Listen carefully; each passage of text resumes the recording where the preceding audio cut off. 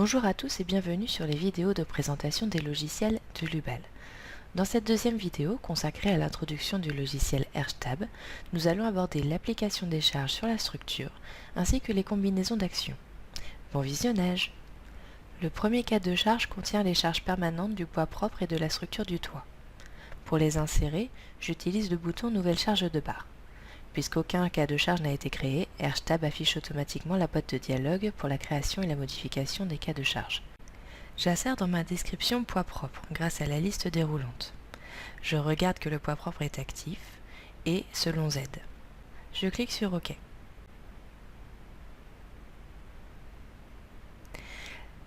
En confirmant par OK, j'arrive à la définition de ma charge. Cette charge, qui correspond à la structure du toit, est une charge de type force, uniforme,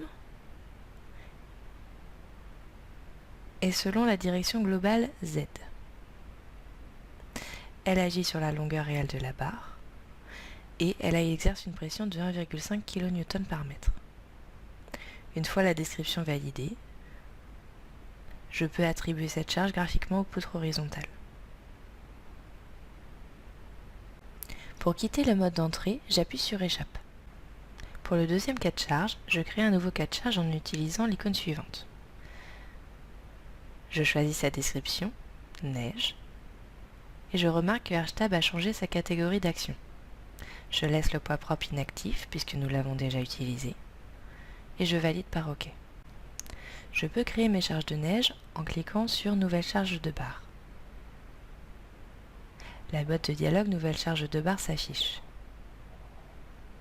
Je vérifie la référence, le type de charge, force, la distribution, uniforme, la direction, globale selon Z, et la longueur de référence, en projection selon Z, puisque la charge de neige doit être rapportée à l'arrêt de base. Les paramètres de charge, de 3,4 kN par mètre, et enfin je valide ma sélection par OK. Je sélectionne mes poutres horizontales pour y appliquer les charges. Pour sortir de l'édition, j'effectue un clic droit sur la zone vide du graphique. Pour le troisième cas de charge, j'effectue la même manipulation que précédemment. Je choisis une description, ici vent selon X. La catégorie change automatiquement, je laisse le poids propre inactif. Je sélectionne ensuite mes deux poteaux. J'applique des charges de barre. Je vérifie les forces, l'uniformité, la direction globale selon X et sur la longueur réelle de la barre. Je change les paramètres de charge à 2 kN par mètre. Je valide par OK et je vois mes charges qui se sont affichées. Maintenant, il nous faut ajuster la charge de vent du poteau droit. Pour cela, je double-clique sur la charge et je rentre les nouveaux paramètres de charge à 25. Je valide par OK et je vérifie mon résultat. Pour le dernier cas de charge dédié aux imperfections, je vais utiliser le navigateur de projet. Pour cela, je recherche cas de charge, j'effectue un clic droit et je sélectionne nouveau cas de charge. Je retrouve la boîte de dialogue utilisée précédemment. Dans la description, je choisis l'imperfection en direction de plus X. Je remarque que la catégorie a changé automatiquement. Je laisse le poids propre inactif puisque nous l'avons déjà créé dans le cas de charge numéro 1.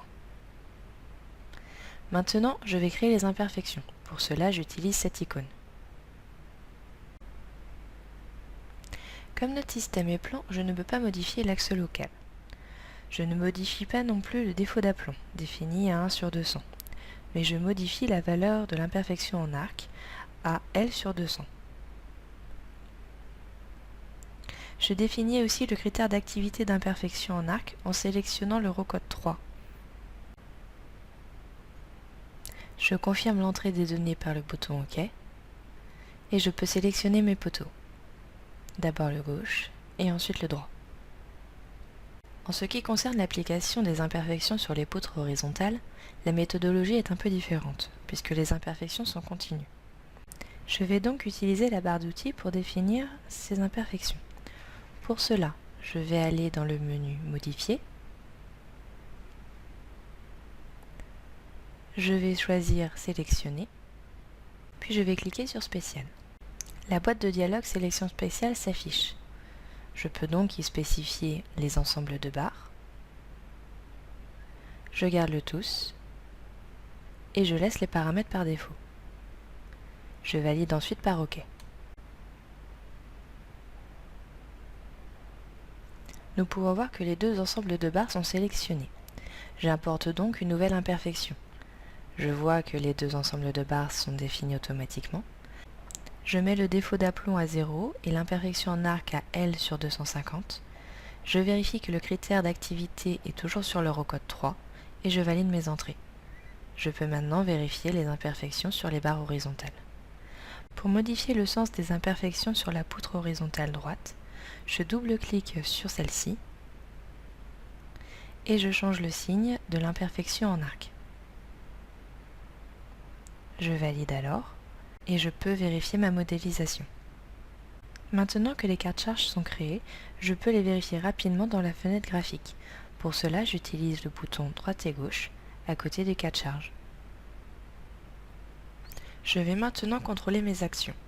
Comme j'ai choisi dans les données de base la combinaison automatique, je profite du générateur intégré dans le programme pour superposer les actions avec les facteurs partiels de sécurité et les coefficients de combinaison selon le N90.